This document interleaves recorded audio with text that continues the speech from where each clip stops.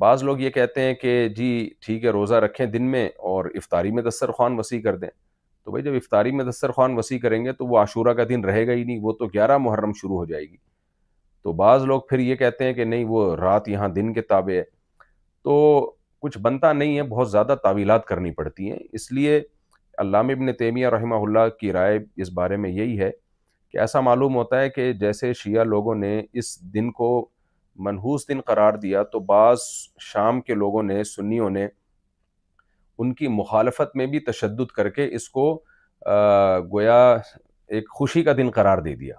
اور پھر خوشیوں میں کپڑے بھی اچھے پہنے جاتے ہیں اور دسترخوان وسیع بھی کیا جاتا ہے، کھلایا پلایا جاتا ہے.